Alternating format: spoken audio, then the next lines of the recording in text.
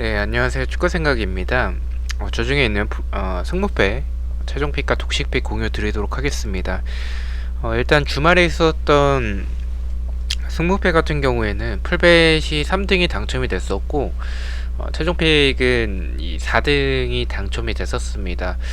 근데 뭐, 이 풀벳과 최종픽에서 좀 틀렸었던 경기가 동일하긴 합니다. 에버튼은 승패 방향을 보긴 했는데, 이 부상자들이 복귀한다라는 소식에 일단 에버튼이 조금 더 유리하지 않을까라고 판단을 했었고 이제 승을 좀 봤었죠. 근데 적중에 좀 실패를 했었고요.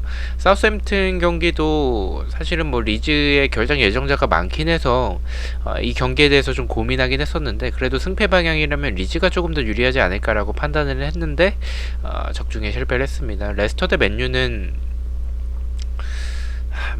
왜 이러는지 어쨌든 뭐 이거는 최종 픽에서 적중에 실패를 했었습니다. 풀베드에서는 이 경기 좀 불안하다라고 생각을 해서 지워서 적중이 됐었고요.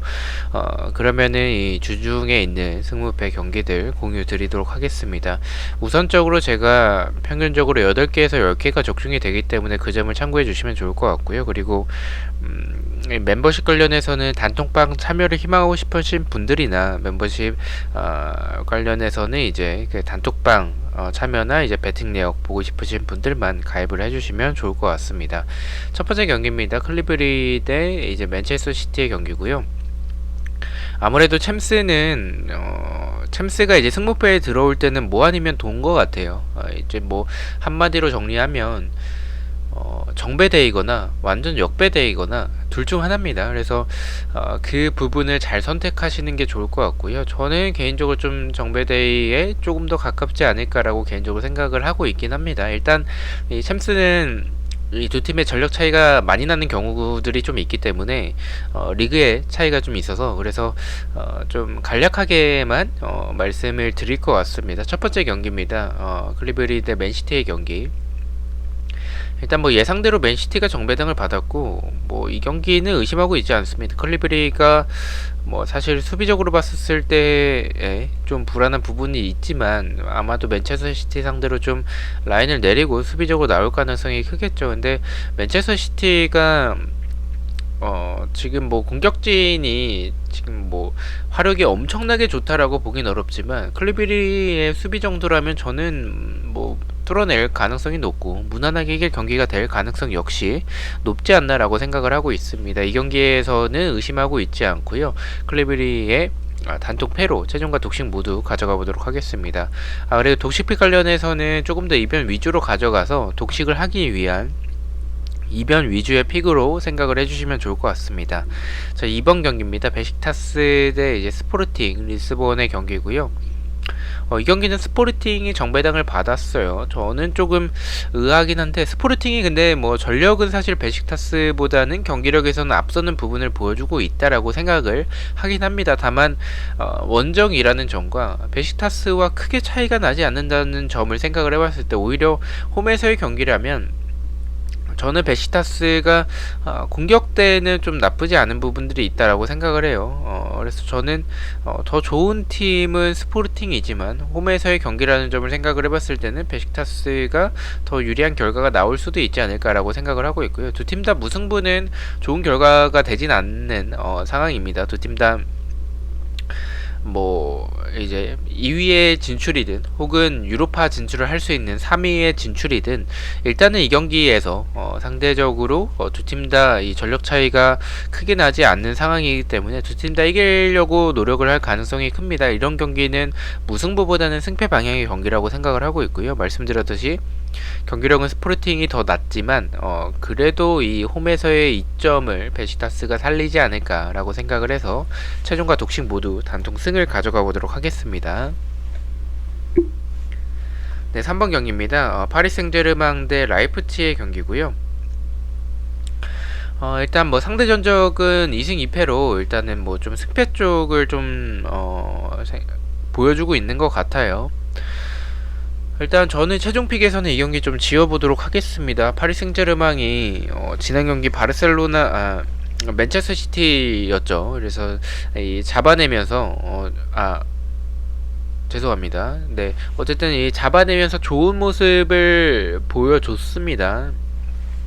하지만 이 공격적으로는 네이마르나 뭐 전체적으로 이 네이마르라든지 아니면 뭐 음바페, 메시 이런 선수들이 있습니다. 하지만 이 부상의 여파도 좀 있을 것 같고요. 그리고 이 선수들이 가동됐었을 때의 파괴력이 생각보다 그렇게 강하진 않습니다. 라이프치히가 좋은 경기력을 보여주고 있는 팀이라고 보긴 좀 어렵지만 이 파리 생제르맹 전방에서의 기동력을 생각을 해봤을 때 라이프치히가 활동량을 굉장히 많이 가져가기 때문에 지금 경기력이 좋지 않은 리그에서의 모습을 보여주고 있더라도 파리 생제르맹 역시 그렇게 강하진 않다라는 생각이 듭니다.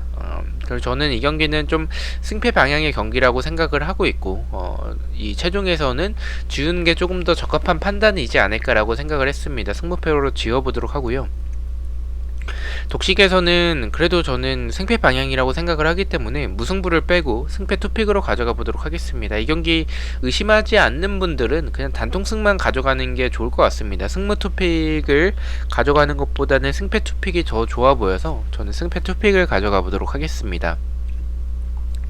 자, 4번 경기입니다. 포르투 대 AC 밀란의 경기고요. 배당은 포르투가 정배당을 받고 있네요. 저는 개인적으로는 밀란 사이드라고 생각을 해요. 포르투가 지난 경기 때도 좀 아쉬운 부분들이 있었고 물론 전방에서의 공격진의 개인 능력이라든지 아니면 역습에서의 좋은 부분을 보여주고 있지만 수비적으로 좀 불안한 부분들이 많아요. 밀란도 지금 뭐 공격적으로나 경기력적으로나 그렇게 좋은 모습을 보여주는 팀은 아닙니다. 하지만 포르투와의 전력 차이를 비교해봤을 때 홈에서의 포르투는 나쁘지 않지만 밀란이 지난 경기 퇴장이 없었더라면 경기가 어떻게 펼쳐질지는 저는 좀 몰랐을 경기라고 생각을 합니다. 밀란이 리버풀 상대로도 괜찮은 모습들이 있었기 때문에 저는 그런 모습을 생각을 해본다면 포르투보다는 조금 더 유리한 결과를 가져올 가능성이 있다라고 생각을 하고 있습니다. 최종에서 무패로 지어보도록 하고요.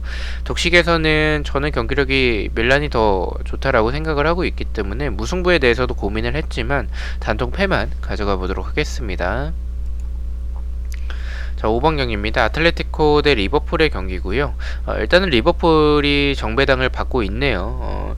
상대 전적은 아틀레티코가 좀 우세한 부분을 보여주고 있습니다. 저는 이 경기는 좀 이변으로 생각을 하고 있습니다. 리버풀이 리그 경기에서의 굉장히 좋은 모습을 보여줬었죠. 주말 경기 때.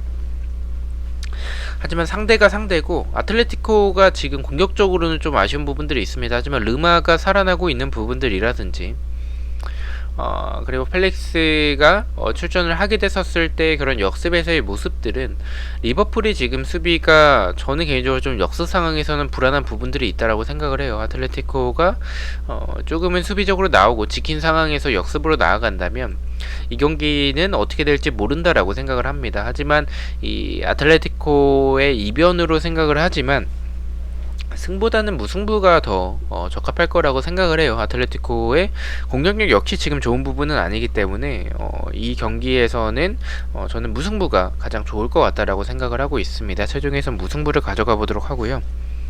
독식에서는 아예 그냥 꺾어보도록 하겠습니다. 이변으로 느껴지는 좀 개인적으로 그런 생각이 드는 경기라서 승무 투픽을 가져가 보도록 하겠습니다. 자, 6번 경기입니다. 아약스 대 도르트문트의 경기고요.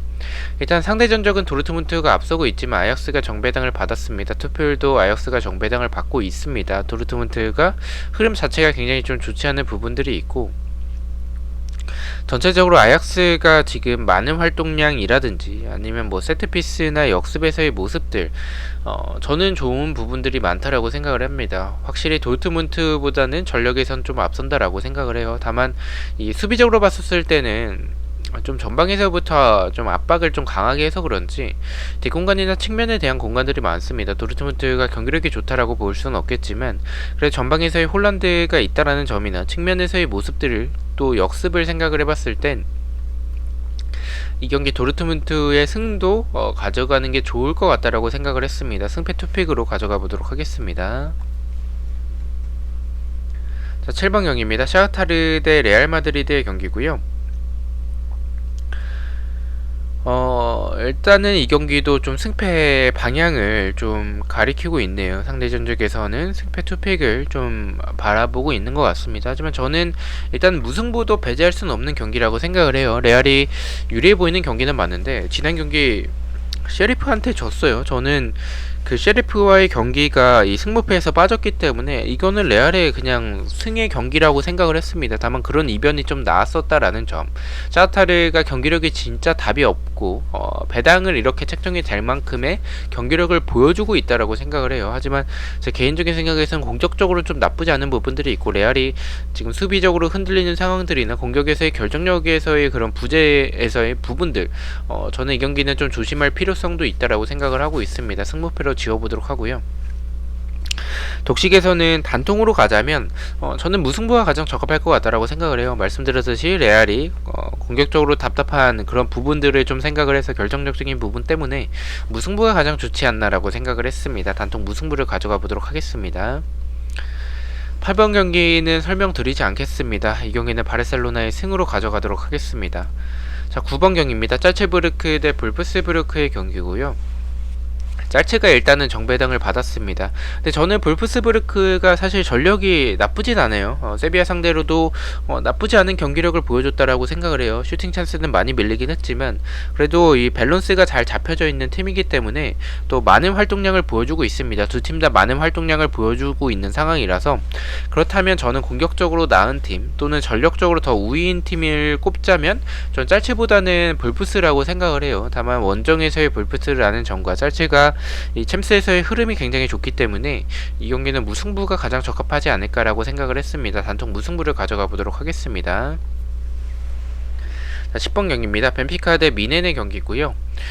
미넨이 정배당을 받았습니다. 이 경기가 미넨이 이 챔스 시작하고 나서 이번 시즌에는 승무패에 처음 들어왔는데 이 들어온 이유는 좀 있다라고 생각을 해요. 벤피카가 진행 경기 굉장히 좋은 모습을 보여줬었죠. 그래서 그 공격적인 부분들을 봤었을 때 미넨이 사실 수비 숫자가 좀 부족한 부분들이 있기 때문에 역습에 당할 가능성도 있다라고 생각을 하긴 합니다. 하지만 미넨은 믿고 가야 되는 그런 팀이라고 생각을 합니다. 특히나 챔스에서는 믿고 가야 되는 팀이지 않나라고 생각을 해서 벤피카의 단통 패로 가져가 보도록 하겠습니다.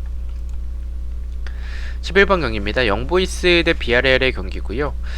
비아레알이 정배당을 받고 있습니다. 하지만 투표율은 영보이스가 정배당을 받고 있네요. 저는 좀 의아하긴 합니다. 투표율이 왜 영보이스 쪽으로 몰렸을까 라는 부분에 있어서 좀 의문이 들긴 하는데 주말 경기 때 오사수나에게 패배한 그런 부분 때문에 좀 이변을 보시는 분들이 많은 것 같습니다. 하지만 저는 이 경기는 이변을 보고 있지는 않아요. 영보이스가 좀 수비가 좀 불안한 부분들이 있습니다. 비아레알이 지금 제라르드 모레노가 부상자 명단에 없기 때문에 나오게 된다면 지난 경기도 사실 맨유 상대로 패배하긴 했지만 이 결정력이 좀 받쳐줬더라면 또는 제라르드 모레노가 있었더라면 저는 비아레알에 이겼었던 경기라고 생각을 해요. 이 경기는 영보이스 상대로 저는 대승할 경기라고 생각을 합니다. 단통 패로 가져가 보도록 하겠습니다.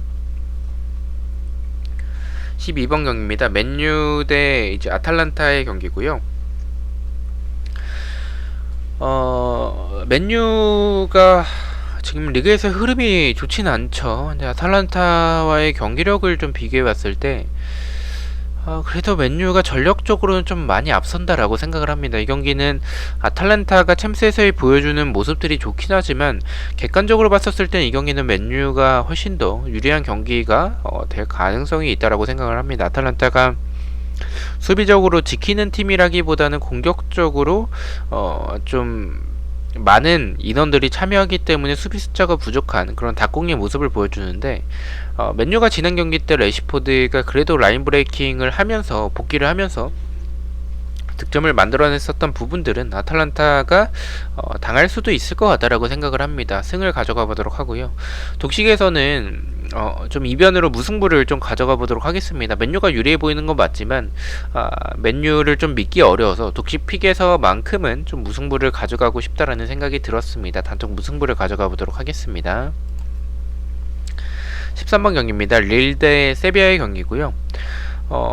이 경기도 의심하고 있지는 않습니다. 뭐 배당이나 투표율이나 다 세비야가 정배당을 받았는데 사실 배당이 좀 높게 측정이 됐다라는 생각에서는 좀 불안하긴 합니다. 하지만 릴이 수비적으로 불안한 부분들이 굉장히 많고 세비야가 공격이 안 풀릴 땐 답답한 모습들이 많습니다. 하지만 라파미르나 엔네시리 또는 뭐 라멜라나 뭐 이런 선수들이 좋은 활약을 보여주고 있기 때문에 릴 정도는 그래도 잡아낼 가능성이 있다라고 생각을 합니다. 이 경기는 의심하지 않고 단통 패를 가져가 보도록 하겠습니다. 자, 마지막 경기입니다. 제니트 대 유벤투스의 경기고요. 일단 뭐 투표율이나 배당은 다 유벤투스가 정배당을 받고 있는데 이 경기는 개인적으로는 의심하고 있진 않습니다. 의심하고 싶지도 않고. 왜냐면 유벤투스가 공격적으로 좀 아쉬운 부분들이 많아요. 하지만 이 키에사가 건재하다라는 부분들, 그리고 제니트와의 상성을 비교해봤을 때 제니트는 사실 뭐 중거리포도 있긴 하지만 전체적으로 좀 주바 선수를 활용하는 그런 제공권 공격이 좀 많긴 합니다. 근데 유벤투스의 수비진이 보누치나 뭐 리으트나 또는 뭐 킬리니가 나올 때도 있죠. 그래서 이 제공권이 좋은 선수들이 많은 유벤투스의 수비진이라서 주바의 활약이 많이 나오기는 좀 어렵다라고 생각을 하고 있고, 유벤투스가 훨씬 더 유리한 경기라고 생각을 하고 있습니다. 그래서 최종에서는 의심하고 있지 않고 패를 가져가 보도록 하고요. 독식에서 무승부를 가져간 이유는 개인적으로는 패를 가져가려고 지속적으로 생각을 했습니다. 다만 유벤투스가 공격적으로는 지금 좀 그렇게 키에사 말고는 좋은 선수가 보여지진 않는다라고 생각을 하고 있고요. 호날두가 빠졌을 때 그런 챔스에서의 모습들이라든지 또는 이 공격이 안 풀릴 때 결정력이나 좀 답답한 모습들이 굉장히 많습니다. 그렇게 본다면 제니트가 수비적으로 나왔을 때는 무승부가 나오는 결과가 될 수도 있을 것 같다라고 생각을 했습니다. 그래서 독식에서는 단독 무승부를 가져가 보도록 하겠습니다.